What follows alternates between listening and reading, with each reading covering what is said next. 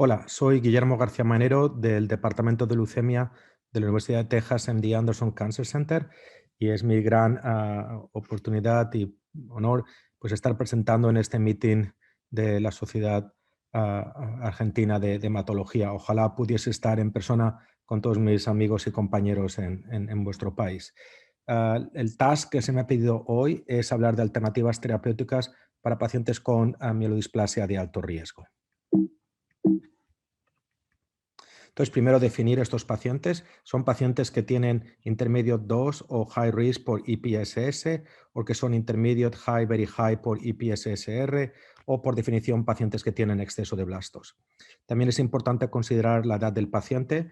En MD Anderson empezamos a considerar añosos pacientes más de 70, 75 años, pero esto a lo mejor cambia de centro a centro. Y luego pensar si el paciente es candidato para un tratamiento más como leucemia mieloide aguda o más como una droga hipometiladora y, por supuesto, el considerar el trasplante de médula ósea en aquellos pacientes en lo que es clínicamente apropiado. También hablar de que hay un grupo de pacientes importantes que son estos pacientes que llamamos con HMA failure o fallo de droga hipometiladora. Este grupo de pacientes con enfermedad de alto riesgo tienen muy mal pronóstico con una supervivencia perdón, de 4 a 6 meses y son el foco de varios ensayos clínicos en nuestro centro. También es importante el pensar de que hay probablemente una interacción importante en cuanto a la edad del paciente y las alteraciones citogenéticas y moleculares. Uno podría, por ejemplo, pensar que pacientes jóvenes con características de buen riesgo podrían ser tratados con el intento de curar la enfermedad, por ejemplo, con tratamiento como si fuese leucemia aguda, seguido de trasplante de médula ósea, y que en el otro extremo quizás pacientes añosos con muy malas características, digamos, mutación de P53 o citogenética compleja, quizás probablemente eso es más complejo en cuanto a objetivo y uno podría considerar tratamientos más, digamos, suaves o menos tóxicos como drogas hipometiladoras. Vamos a empezar con el tratamiento de alto riesgo, como hemos dicho antes, en primera línea. Obviamente el estándar of care ahora mismo es el uso de azacitidina en estos pacientes y esto viene del estudio del doctor Fenó, el famoso estudio AZA-001, donde se randomizaron pacientes comparando azacitidina contra estándar of care, que podría ser observación, dosis bajas de ARAC o incluso tratamiento intenso. Lo que vemos es que la supervivencia de estos pacientes es de unos 25 meses, comparado con 15 meses con aquellos pacientes que recibieron, entre comillas, el tratamiento estándar de aquella época. Esto fue altamente significativo y derivó en la aprobación de este compuesto azacitidina básicamente en todos los países del mundo. Obviamente hoy cuando tenemos datos de lo que se llaman real life experience con este compuesto, quizás la supervivencia sea menor de esos 24 meses. Eso es un dato importante cuando uno diseña ensayos clínicos de fase 3, quizás con nuevos doublets como vamos a discutir en un momento.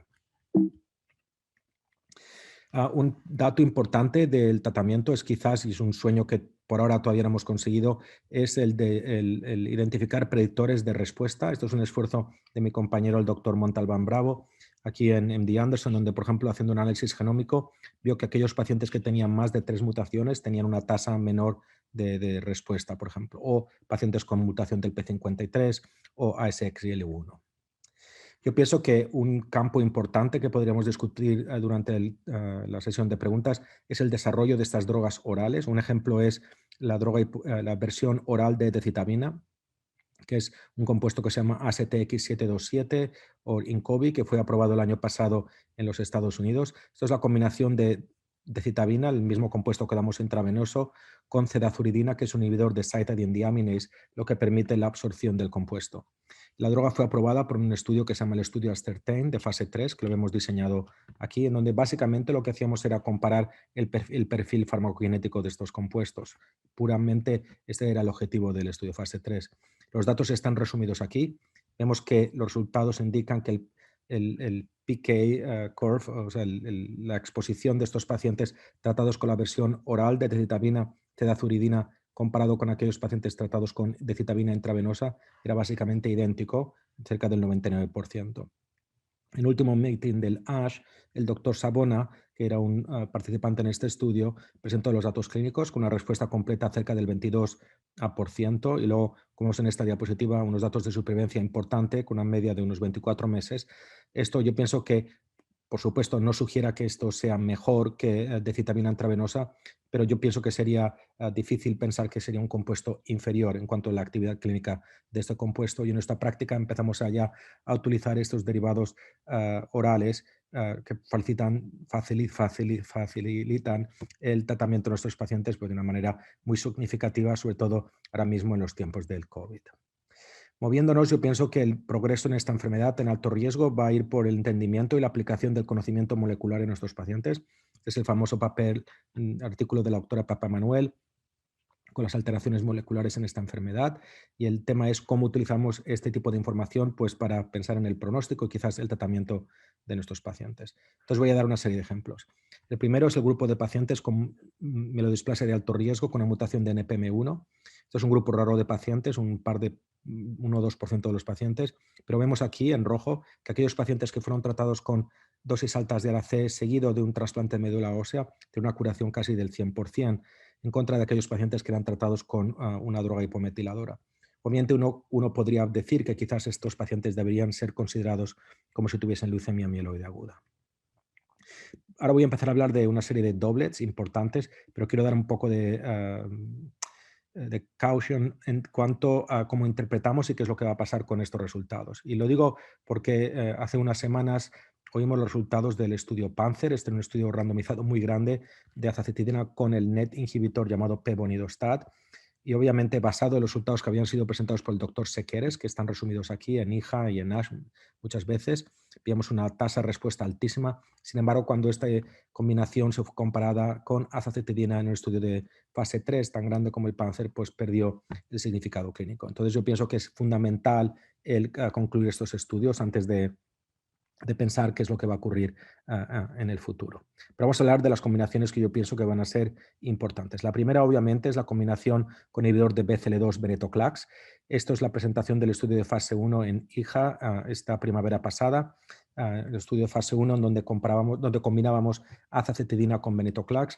Aquí es importante enfatizar que dábamos 14 días de venetoclax en lugar de 28, que es lo que se hace en leucemia mieloide aguda. Vemos que con esta combinación la respuesta es altísima, cerca del 80%, con 40% de remisiones completas.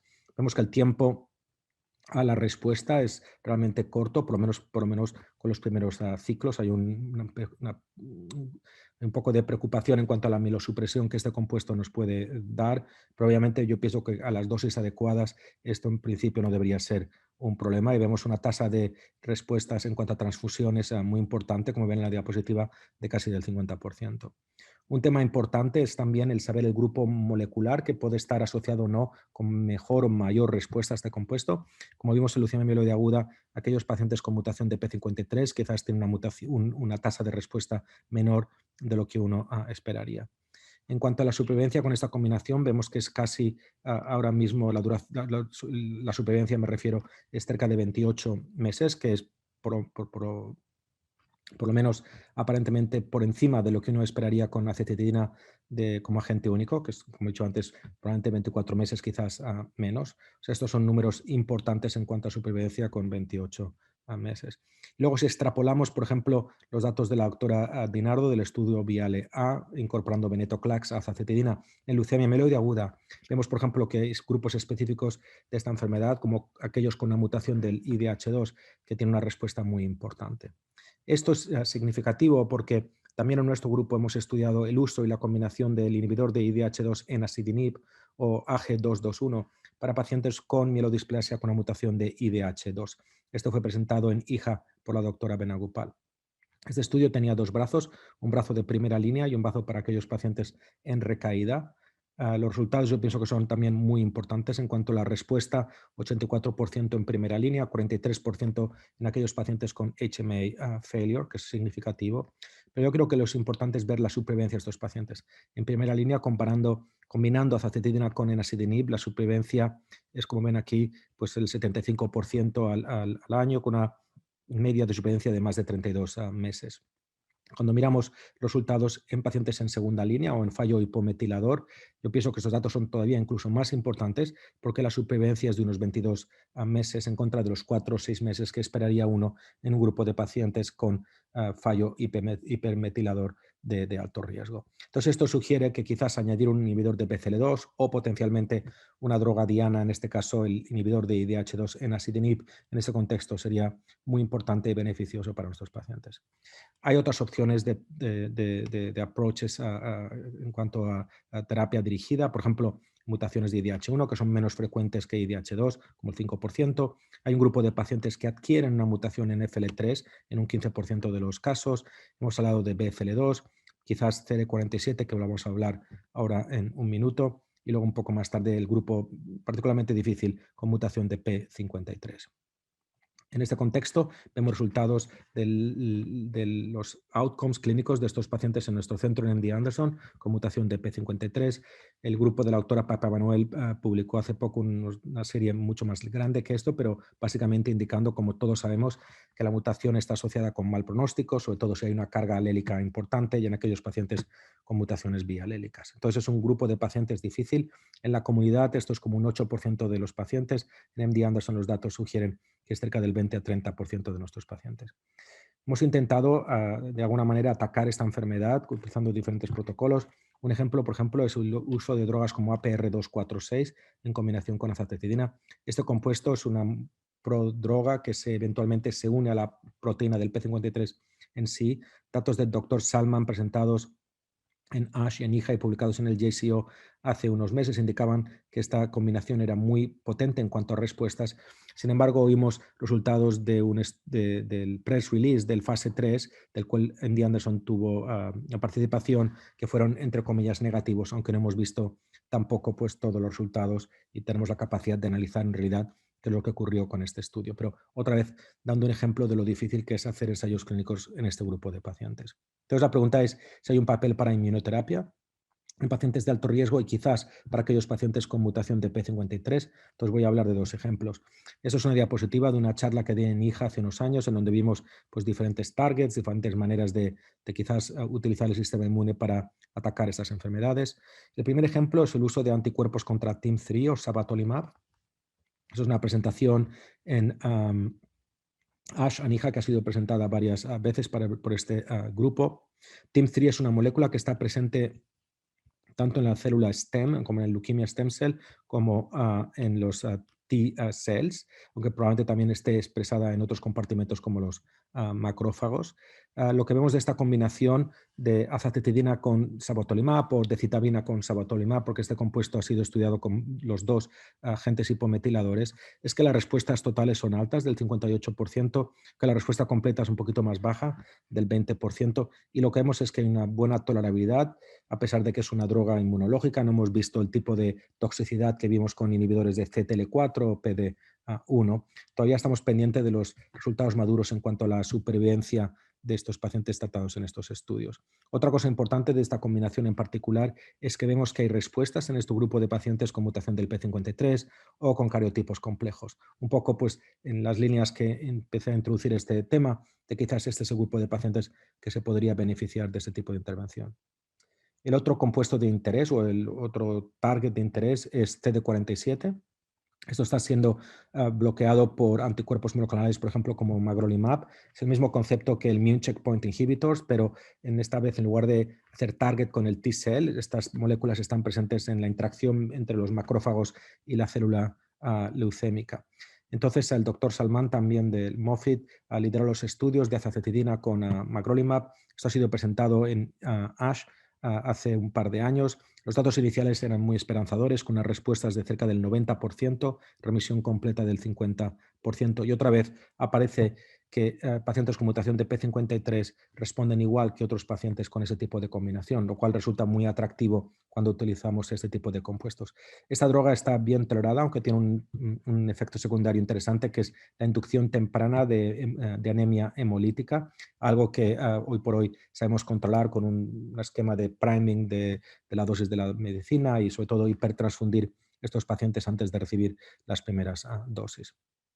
Voy a seguir hablando ahora del papel del trasplante médula ósea. Obviamente todo está cambiando muchísimo. No solamente empezamos a tener doublets de gran interés y actividad, como acabo de resumir, sino que vemos que los resultados del trasplante en nuestros pacientes están mejorando. Estos son datos del IBMTR hace casi 10 años, del doctor Korez, donde veíamos pues, una supervivencia que como mucho llegaba como al 20% o así. En ASH y en el JCO recientemente vimos un reporte también del IBMTR, también por el mismo grupo de investigadores y el doctor Nakamura, donde veíamos que en aquellos pacientes en donde tenían una capacidad de tener donante, lo que llaman el donor arm, tiene una supervivencia, como ven aquí, cerca del 45-50%. Esto también nos está permitiendo, o el cambio en las técnicas de trasplante nos está permitiendo trasplantar pacientes más añosos. Yo pienso que esta combinación de terapias quizás todavía experimentales, esperemos que por poco tiempo, de alta actividad, junto con el papel de trasplante de médula ósea en pacientes más mayores, en MD Anderson es hasta pacientes de 75 años, y sobre todo mejor tolerabilidad, etcétera, menos graft versus host disease, nos está permitiendo plantearnos este concepto de tratamiento total que estamos empezando a pensar y perfilar en nuestros pacientes con mielodisplasia. Pero también hay que pensar en lo que pasa después del trasplante. Estos son datos del doctor Lindsley en el Dana-Farber, donde básicamente se ve muy claramente que aquellos pacientes con una mutación del P53 tienen una alta tasa de recaída post-trasplante, algo casi universal, que de alguna manera uno podría plantearse si realmente es legítimo o no el trasplantar un paciente con estas características.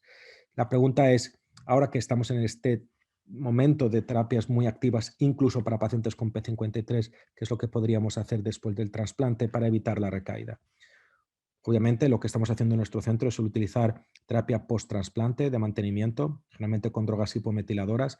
Esto fue básicamente concebido por el doctor Marcos de Lima cuando estaba en nuestro centro utilizando dosis bajas de azacitidina. Es un poco controversial porque hay un par de estudios que no son tan positivos, pero si uno, por ejemplo, mira los datos con CC486 o azacitidina oral en mantenimiento en leucemia mieloide aguda, uno piensa realmente que estas drogas tienen un papel con o sin trasplante y de hecho es nuestro estándar of care en nuestra práctica. Y ya para terminar, hablar brevemente de los pacientes con fallo hipometilador. Eso es un problema todavía muy difícil. Esos son los resultados del estudio On Time, en el que estudiamos un compuesto que se llamaba Rigosertib, y el interés de este estudio, que en realidad fue negativo, fue mirar o poder medir la supervivencia de nuestros pacientes, y como vemos aquí es de 4 o 6 meses, como habíamos visto por nuestros análisis retrospectivos de nuestro centro hace unos años. O sea, un grupo muy difícil de pacientes.